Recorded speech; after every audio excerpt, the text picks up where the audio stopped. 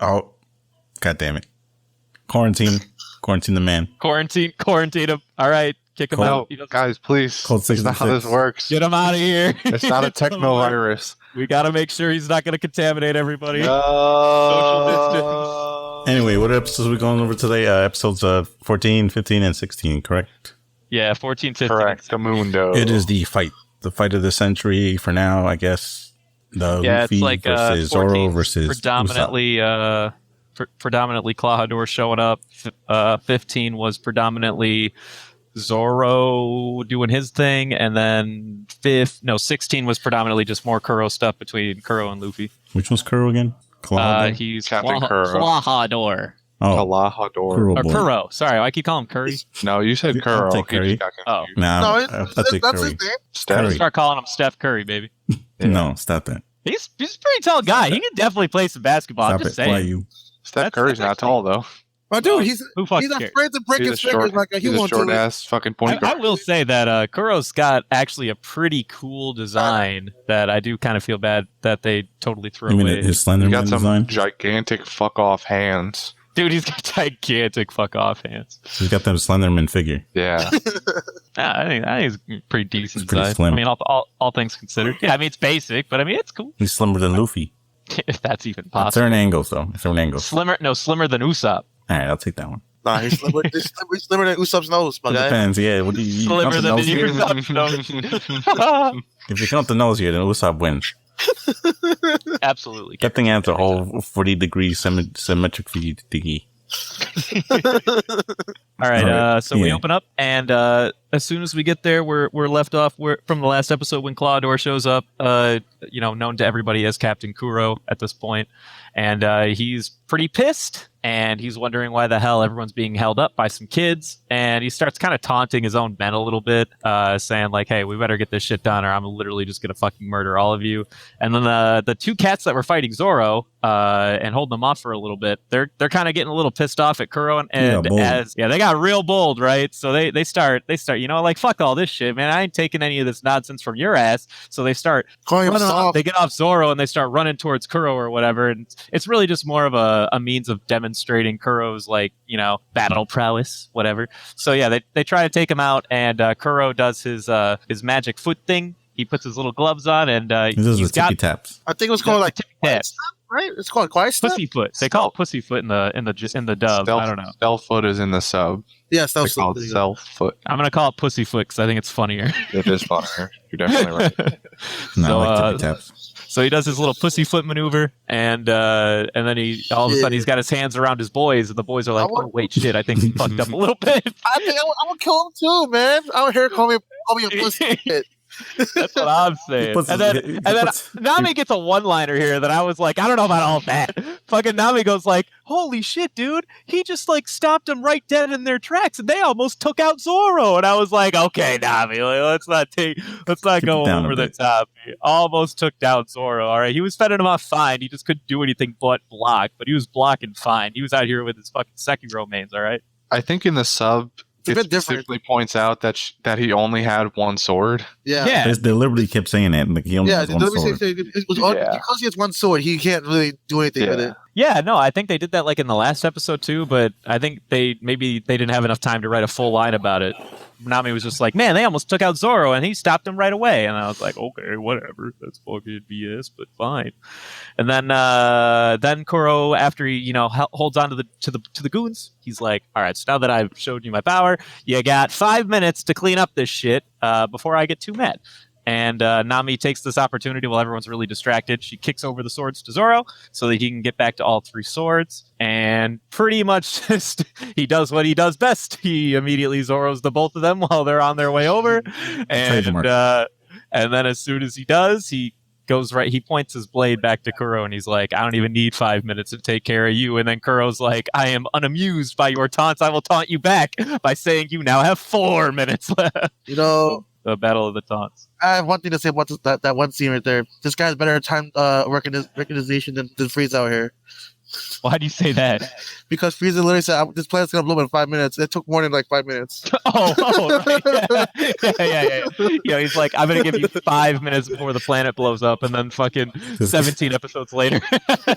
Does guy's got the opposite problem. This guy actually counting down to 5 minutes. No, but he has the opposite problem. He has the video on 2x zoom or forward. Yeah, dude, that's what I'm saying. Like, I feel like his 5 minutes came up rather quickly, or He couldn't wait to kill. around. He couldn't wait to kill. which is fair. That might be canon. I'm about it. That's cool. And then, so then after Zoro gets blades, they throw back those taunts back and forth. The big dude ends up not being dead, the big pussycat guy, and he, asks Jango, like, bro, can you just hypnotize me and make me super strong? Like, I can take this dude down. I know I can.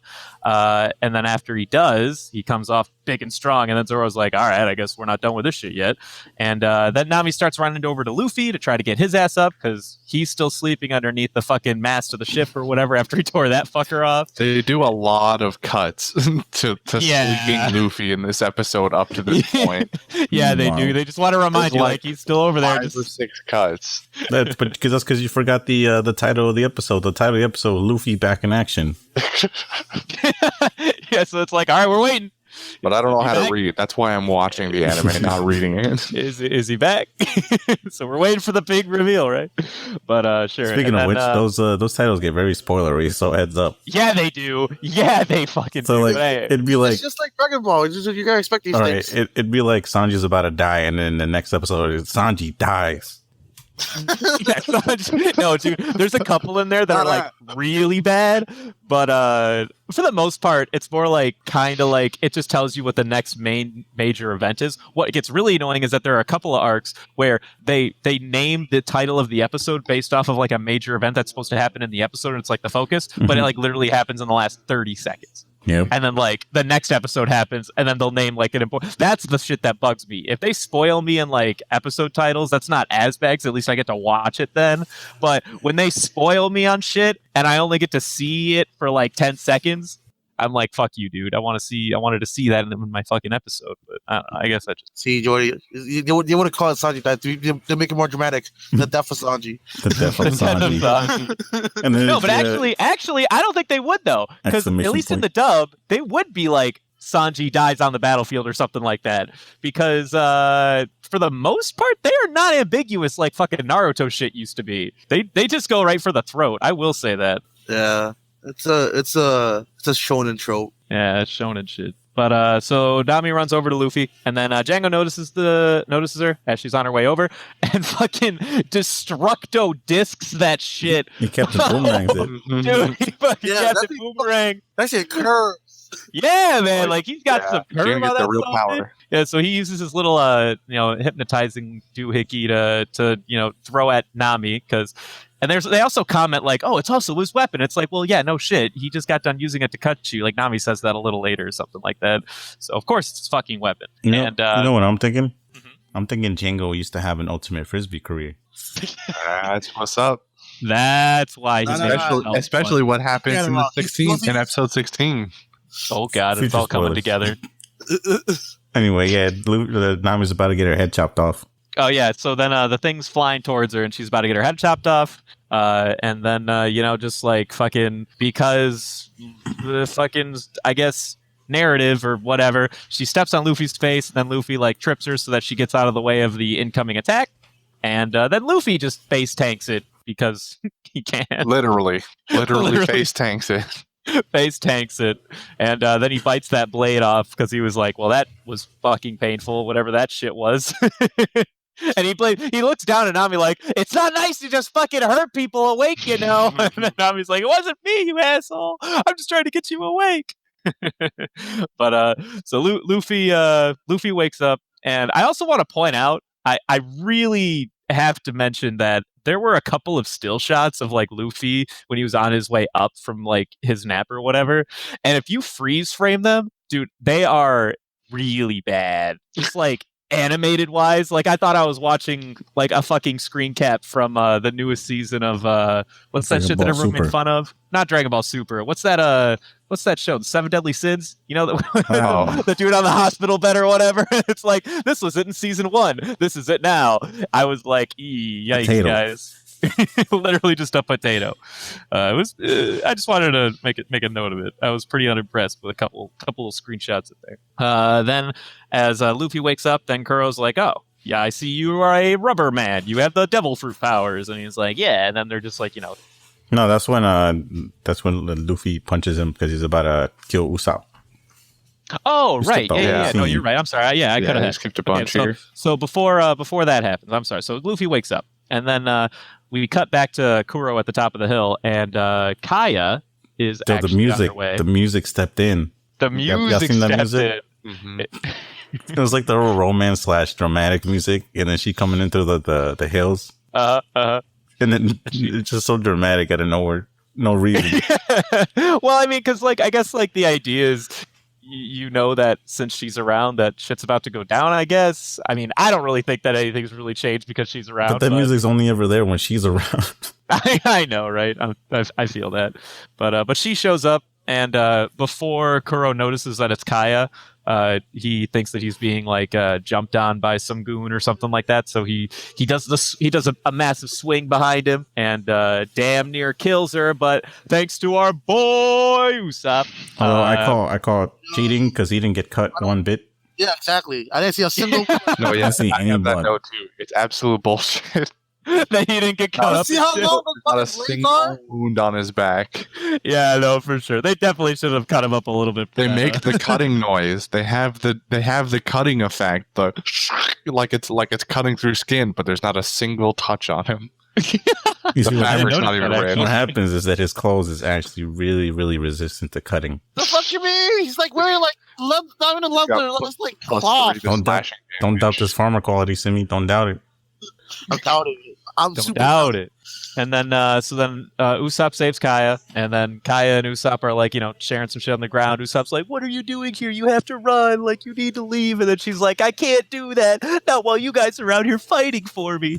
And I actually really like this next little bit. So at that point, it cuts back to Kuro, and Kuro, he recedes back to his Clawhador voice, and he's like, "Miss Kaya, what are you doing out here?" And then it cuts back to Kaya, and Super deadpan face. super switch, super anime, just deadpan switch. I really like that transition. I mean, it's it's not that it was fresh or new, or I wasn't expecting it, but it was still just It was so cool the way they It's a nice shaded that touch. whole thing. It's a very good touch. yeah. And then, or go ahead, Sumi. Is she also? Why did her face look that to begin with? Could she just? 'Cause it's dread. She's dreading having to So confront dread. this doesn't wanna do this it. truth. She's literally confronting her demon, Simi. Not demon, get Don't out. be What? so- I don't know what you're on about. She's confronting the truth. The All betrayal. right, that's fair. Oh, you're right.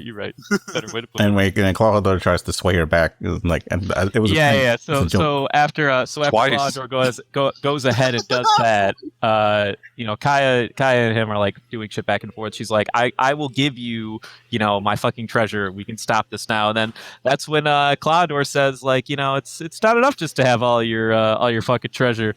I want this whole fucking town. I want this lifestyle. I want money, and I never want to live like a pirate again. I literally just want to take everything and then do it my way.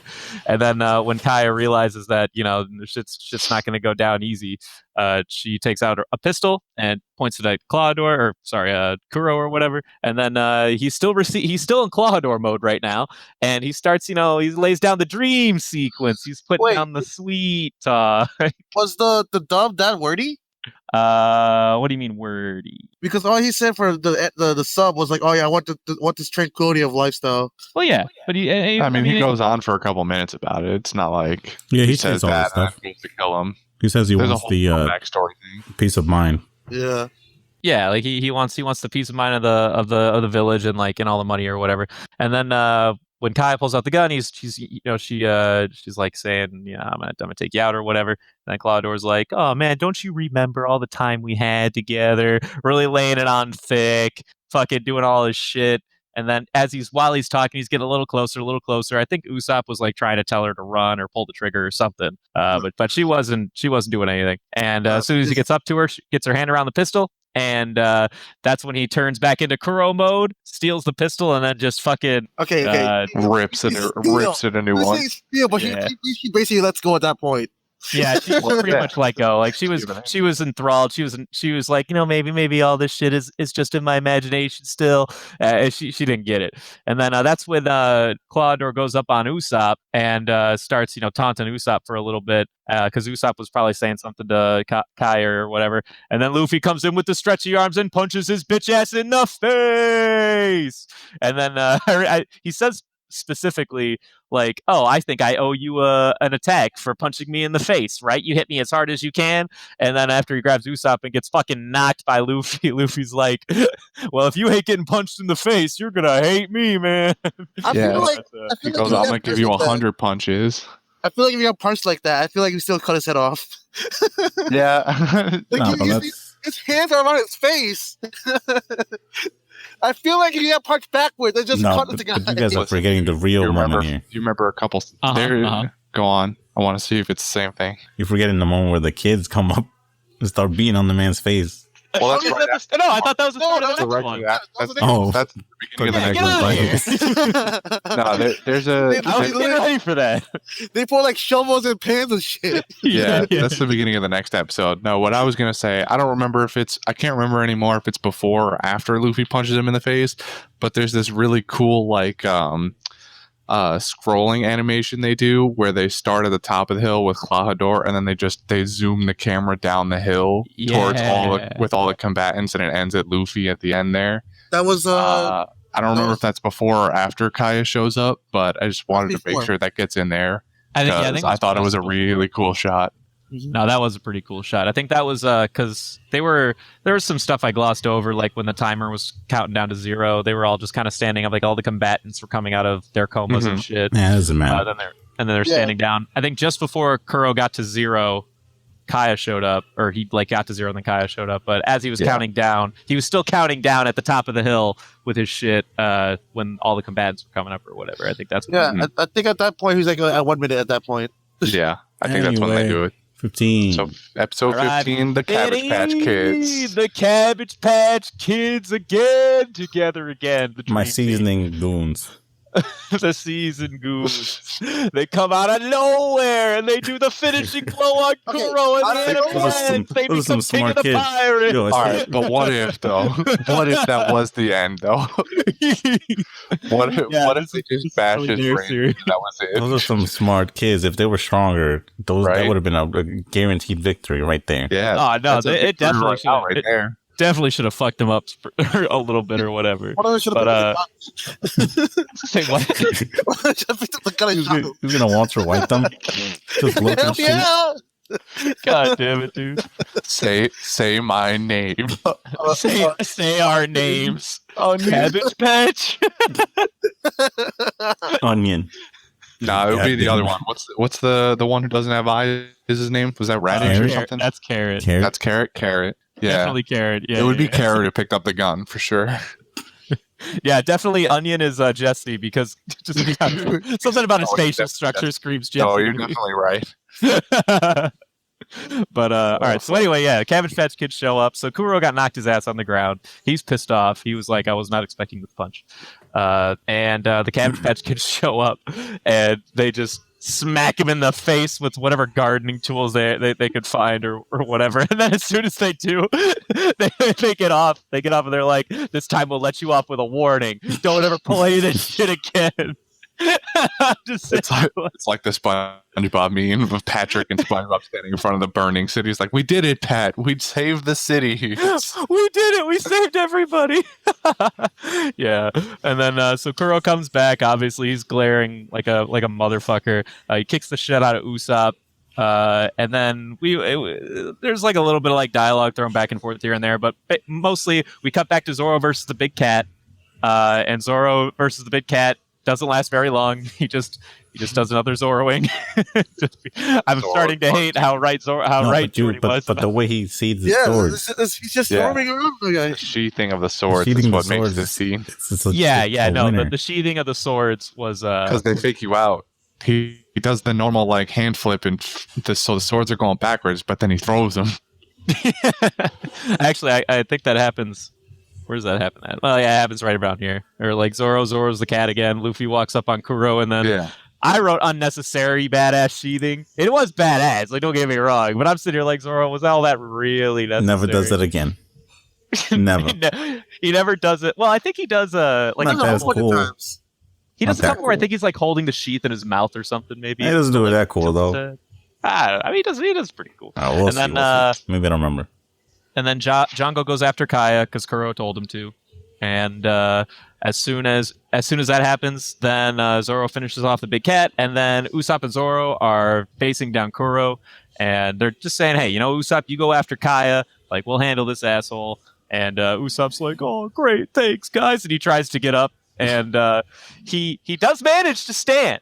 Do it for 2 seconds. Then But They do then withdraw. he falls again because and then the animators do it to him. and then the animators do it too. And then Kuro's just, constantly taunting his ass, saying like you're like a worthless individual, you're a shitty pirate, you're a terrible liar, you're just an all around horrible person, basically. My favorite part in all of this is right before Jango walks off. Like they go running into the forest with Kaya, and Kuro goes to Jango.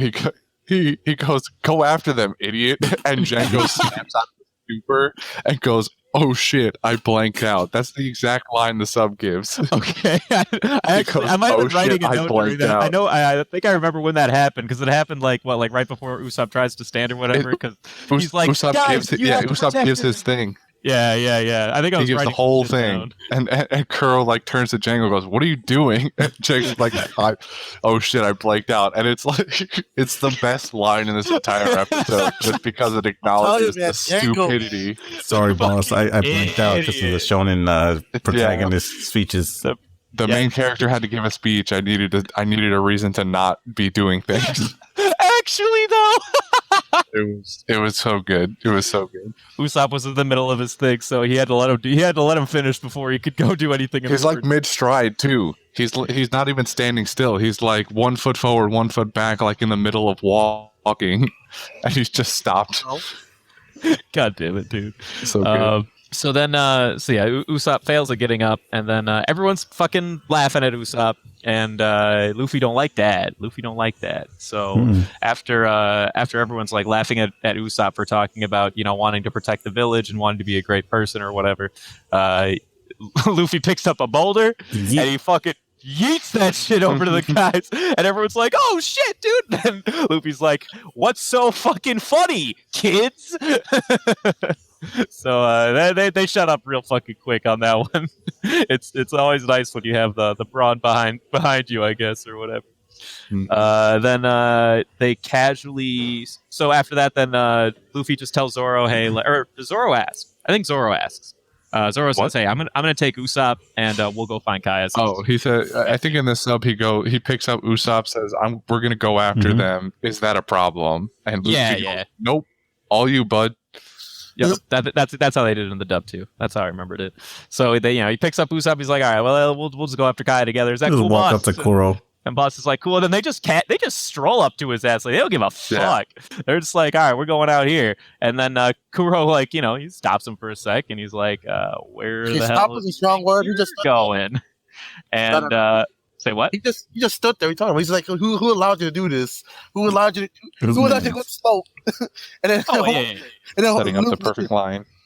And Luffy's like, "I did." Oh right, yeah. No, that is how it played out because he did very specifically go like, "Who gives you the right?" I do, fucker. Somewhere in here too, Kuro does like the chiropractor's nightmare stance, where he hunched. He's hunched over with his waist forward and his upper body is all the way back, but somehow his neck and head stretch forward enough to be in line with where his waist is.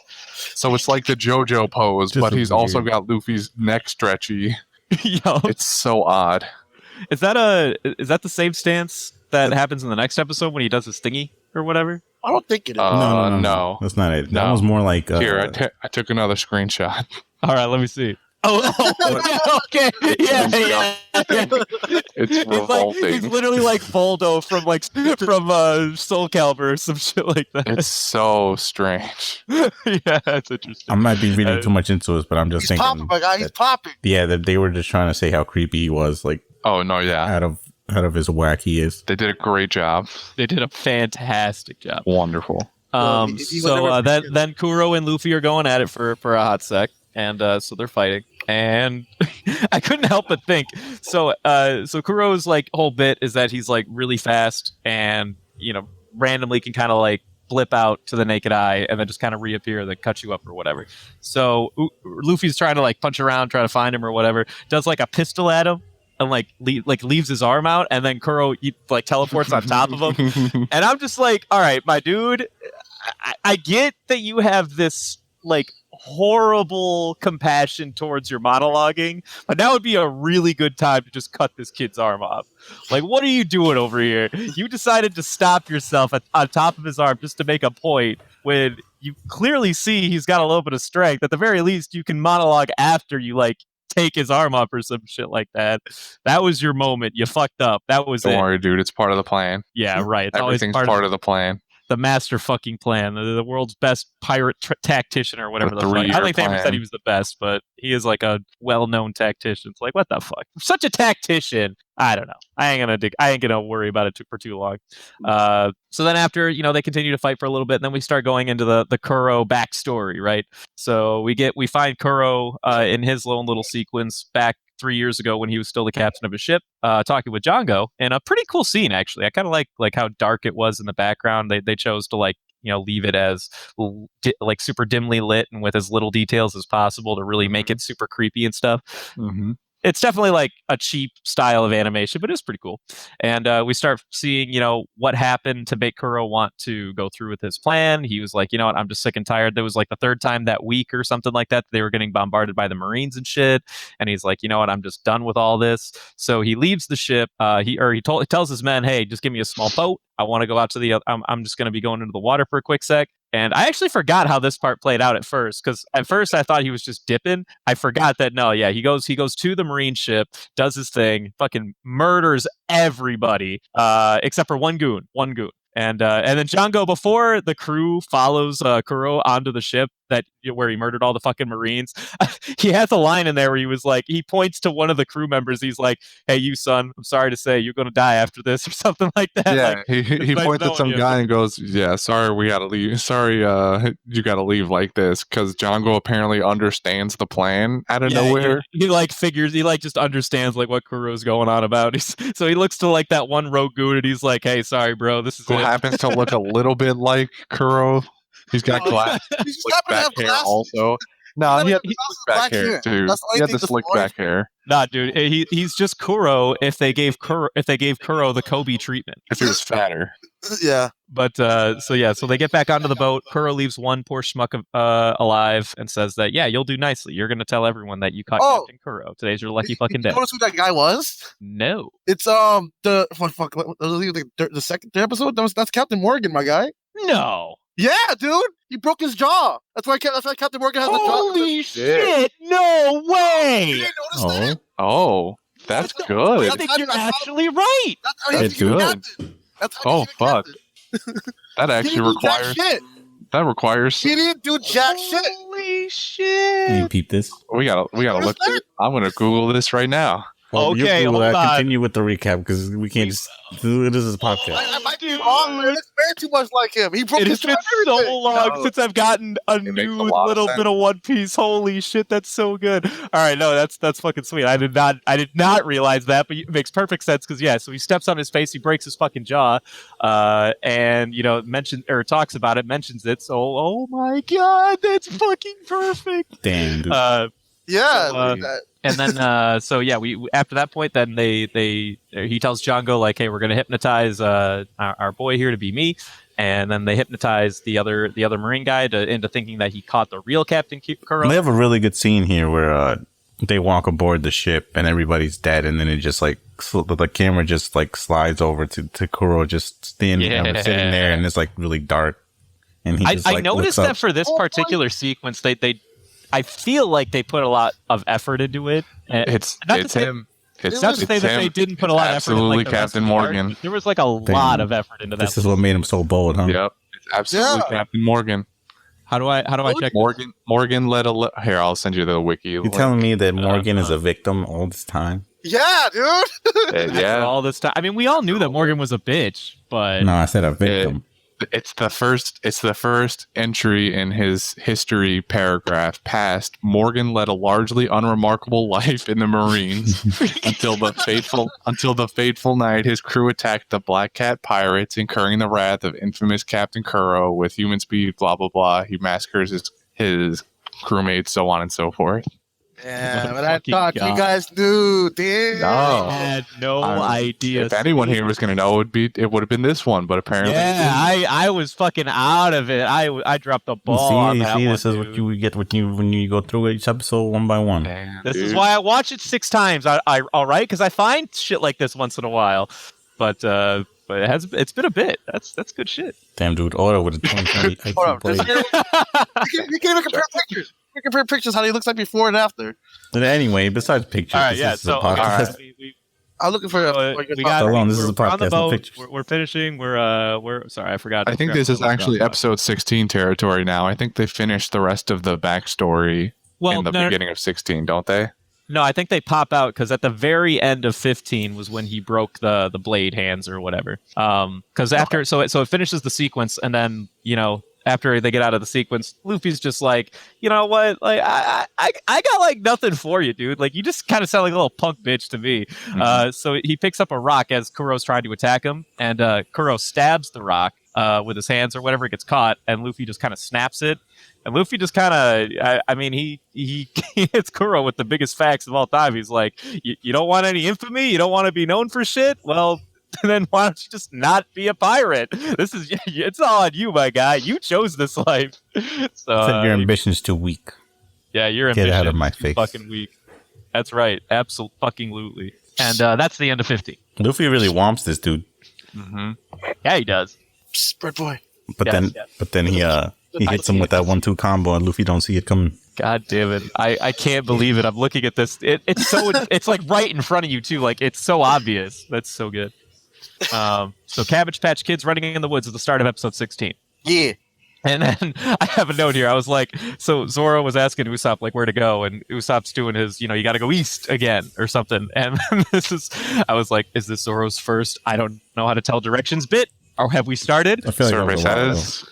Well, he says I don't really know where east is. So he's like, is that left or ago. right? The sense of And then, direction is not there. Yeah. Is this the first of the direction bit that we're doing, or whatever? Because he was like, is that left or right? And then Usopp's like, it's left, or whatever he says. And then he's like, well, we just came from there, and they're literally going straight or whatever.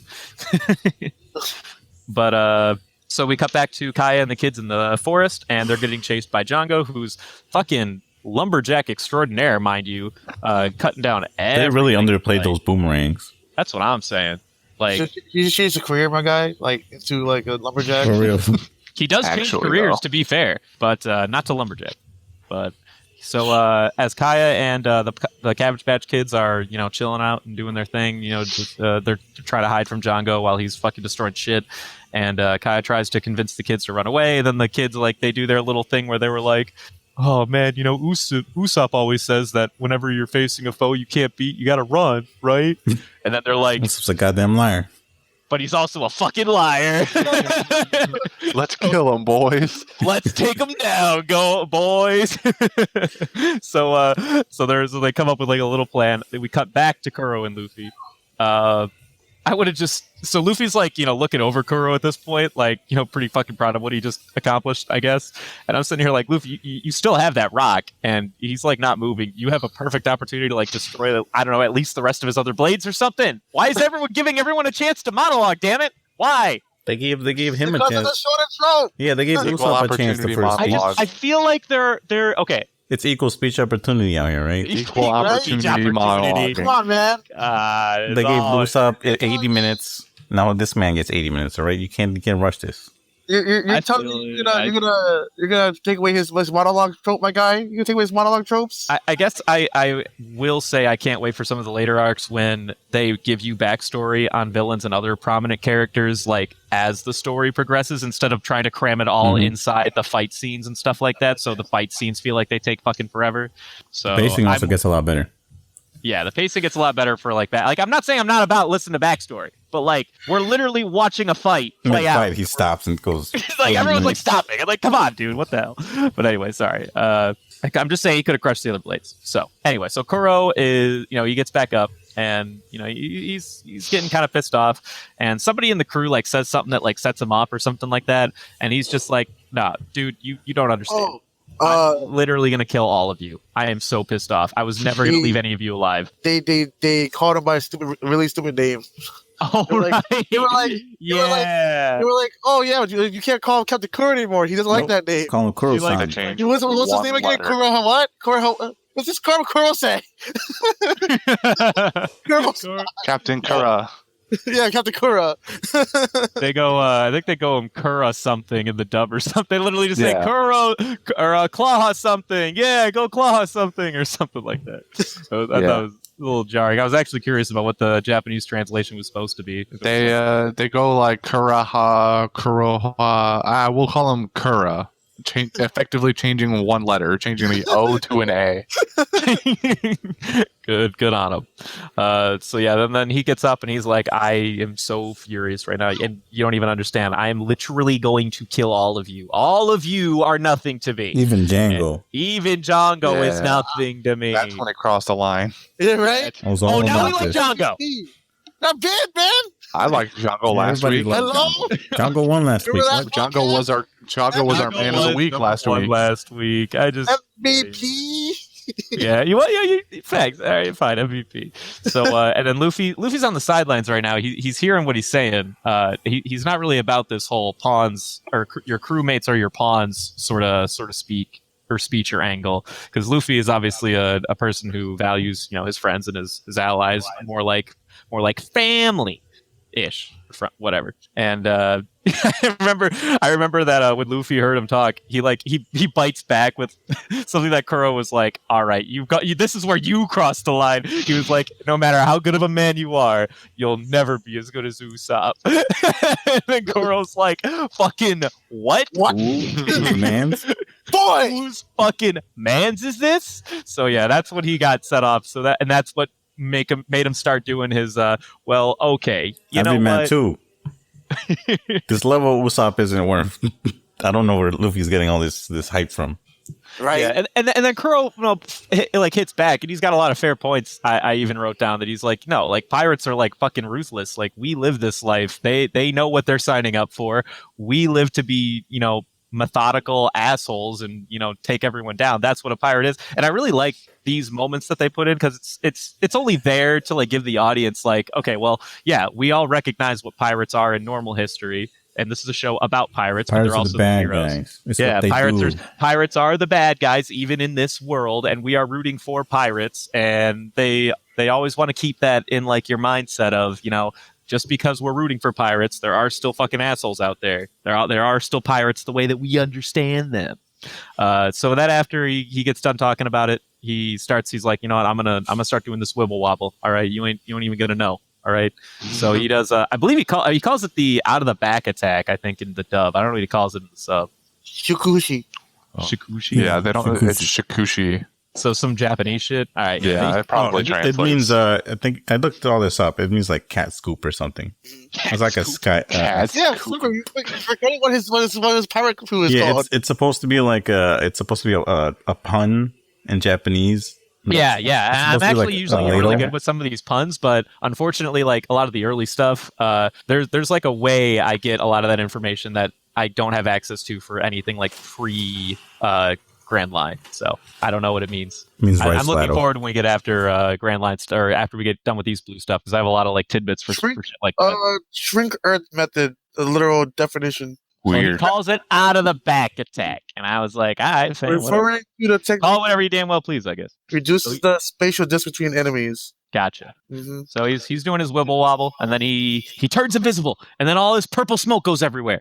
And then and Luffy's like, "Yo, whoa, what the fuck just happened?" And so as the purple smoke is crawling down the hill, which is a pretty cool shot, it gets over to the crew, or at the bottom of the base, or bottom of the hill. The smoke is supposed to be his feet bringing up dust from being so fast. Oh, Makes sense, I guess. They do make a point of it earlier. Oh, because that's why when they always show his fucking feet and he's bringing up dust and shit. I got it. All right, so he's like invisible at this point. He's like so fast, he's like blind to the naked eye or whatever. And purple smoke goes down to the bottom, and he's over there. He's slicing up all of his goons, and so Luffy's out here like kind of noticing. It makes a point to like give him a sec because he's like trying to take it in, right? So Kuro's like out here, and even the goons say he doesn't have any control over himself when he's slicing all these fuckers. He's just kind of like out here basically flailing. Going. See, I wondered low key though if he told them that excuse just so it would be like a convenient thing. He told them whenever he wanted to get rid of some literally goons. after that, he just goes straight for the goons. He's going only for his guy. Yeah, that's actually kind of fair. He's literally like going straight for the goons, which is kind of fucked up. Luffy gets a couple scratches near him, but none actually hit him until Just they a actually couple. make a point of it. Oh, he got cut like 4 times. He got caught his leg, his arm, and then he got like but not like these guys. Unless Luffy can just take it better. Like maybe they all have like roughly the same kind of like wounds or whatever. The only thing I did notice is that they did make an effort to like have like 1 or 2 attacks like directly attack a rock and not have anything there or whatever. Yeah. Which is like, but maybe he doesn't have control. Like, but as long as he's like in the area or like a bubble or something, he knows he's like he can aim it. He just can't necessarily see what. I don't know. Yeah, like it's got like a 5-foot radius, and he's like, I just moved the circle around, whatever. But so he's down there, he's cutting bitches up, and then Nami's she found her way into the treasure ship, I think sometime at last episode or something, trying to steal some of their loot, and she's starting to come up, and as Kuro's like fucking just slicing everybody up, she's taking up, she's like, man, why is everyone getting sliced to ribbons out here? And then Luffy's pissed, dude, so he just starts screaming. He's like, how dare you, don't you have any honor? Those men are supposed to be your friends. And they give Nami a chance to see Luffy just fucking wailing so that she could see that he's not that bad a guy, girl, just saying, like, you don't have to be such a fucking stuck up bitch about it. And fuck pirates. That's not good. Yeah. So while Luffy's like screaming, he manages to grab him while he's going around like that. And after he grabs him, he just kind of fucking whips him into the dirt and is like, I'm just sick and tired of this shit. And we cut back to the forest where Kaya's running away from Jango. And Jango thinks he's kind of found him or whatever. The Cabbage Patch Kids put up a white flag from behind a log, and they're like, yeah, we surrender. And even Jango says, like, this is the fakest fucking surrender I've ever seen.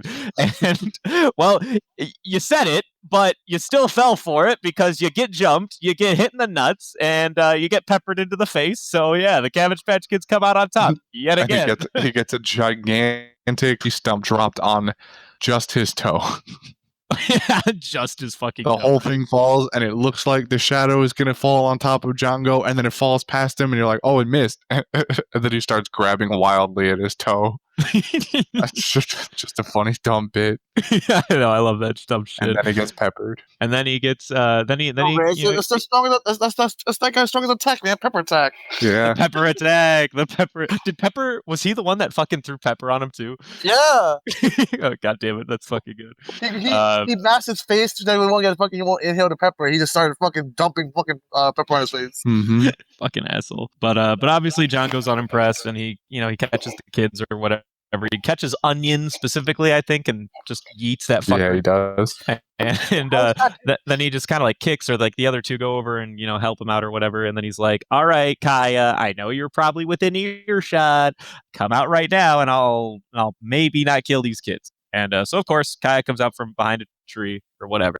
She wasn't expecting to, or no one was really expecting her not to come out, I'm sure. And afterwards, so she goes, yeah, you promised not to hurt the kids, and he's like, yeah, I mean, I don't really know about all of that. I might still do something to him. He's looking away, and Kaya just like just like walks Kaya, up. He also the master of stealth foot after having spent three years with Fahador. Just also now a master. Walks up in the middle of Jango's like fucking being an idiot and grabs his little blade and is like, I'll kill myself if you don't. The way she holds that up to her neck is hilarious. It's I'm sitting here too, like, you just took away his weapon. Like, kill him. Do something about it. Like, I don't know. I mean, She took away his weapon, and her first thought was, "I'll kill myself." I'll kill myself with this if you hurt them. Instead of, "I'll kill you." Yeah. Or kill him. Have you seen the fucking? Have you seen how it gets tossed? Let's toss it too. That shit probably bent through the fucking trees or something. Fuck, man, just do that. And I'm just thinking to myself, like, Jango, my guy, I get that your bit is that you're just like an idiot that doesn't pay attention, but come on, my guy. I mean, I guess it must be canon that she did learn the pussyfoot from fucking Clawdor. It has to be at this point. That's the only thing that I can see that makes sense. So then Kaya, obviously, she like, yo, yeah, as long as you don't kill them, like, we'll be fine. And he's like, fine, I won't kill him, whatever. And then she just hands it back to him, like, all right, you can have your thing back, whatever. Yeah, they trade. They do a trade, and then she's like, I'll write the fucking will, whatever. And he's like, all right, good. Yeah, that's a good little girl. And then Zoro and Usopp show up at the end right before. So then John goes like, all right, I got what I needed. I'm gonna fucking murder your ass now. And that's when Zoro and Usopp show up, and it's the end of the episode. Yep, we did it. Wild, right? So who gets the golden meat? The golden meat bone, the golden ham bone of the week. I feel like this should be Kuro when he did. I'm giving it to Captain Morgan. Oh no, you can't do this. He turned in the Kuro, and he used it to propel his ass to the top of the ladder at that local marine shop. Captain Morgan gets the fucking golden meat. I rest my case. Second. No, I'm not giving it to this. I'm not memeing here. It's Captain Morgan. I'll give it Captain to Kuro. Morgan. Give me somebody who succeeded in something in this episode. I give it to Kuro, dude. That dude was cool. I mean, like, he was a cool villain. He says. I'll take it just for that one. Yo. Compared to Captain Morgan, he's like top tier compared to Captain Morgan. I mean, okay, he's like objectively a cooler villain than Captain Morgan. Fine. I'll take my meme vote away. The golden ham bone goes to a villain again this week. Hey. Don't fuck with my boy Jango, okay? No, I'm on the Jango train. I'm just pointing it out. I would give it to him, but he's not. Jango wins again. Fuck you guys. Jango wins again. He cleared the. He see his level skills, my guy. You see his curving the bullet bullshit. Yo, my guy. He's out here playing Ultra Frisbee. But the tiniest fucking frisbees. Yeah, but he's also fucking dumb. He's also fucking stupid. But he still gets the job done, right? He shows one inkling of smartness 3 years in the past when Kuro tells him nothing about his plan, but Jango understands the entire thing. But that's the only time. Done. That's all that matters. That 3-year time skip really did a number on him. That's what I'm saying. Because he was doing nothing but staring at the sun. No. All he was doing the entire time was practice how to moonwalk. Okay, leave him alone. That's right. It takes skill. It takes skill. He is dressed like a normal pirate 3 years ago. Something. I will say that and this is more of a thought when I first watched the series. After I realized he was based loosely off of Michael Jackson, I didn't know if it would be insensitive, but I used to kind of wish that in the dream sequence they made him black. I did think that would be really funny if they did that. That would have been great. Would that have been insensitive? Would that have been bad? I don't know. It would have been insensitive, but it's the late '90s. Nobody cared yet. Yeah, different time. He was still alive. It'd have been funny. Would have been though. I think it would. The allegations were already there. Oh no! I mean, somebody would have got called out for it. Somebody definitely pointed it out. Somebody in that animation office was probably like, "Yo, this is funny. This is a bit. We have an opportunity here. Like we could do and something." The higher ups pushed out. No, the higher ups were like fucking pussies. All right. Are there any other awards people would like to give out here? I mean, I gotta recognize my boy Morgan. I'm just saying. You want to give him? You gotta give him the. But you didn't recognize him. That's what I told it. I didn't recognize him. I gotta give him something, man. I mean, how about he gets a statue at the top of the military base. He gets a rusty cannon with a buggy ball in it. Sir, he gets the rusted axe. He gets the rusted axe. A very a non-working buggy bomb. Very non-working buggy bomb. A nerf to buggy bomb. No, Maybe he gets, like the third one they use. He gets the third one that they use, not one of the first ones. No. He gets a gumball called a buggy bomb. Okay. So he gets like a little mini cannon, one of those ones you could take out of the candy machine. Yep. And it's still rusty. All right. That's our episode 14 to 16. Dylan, roll the outro.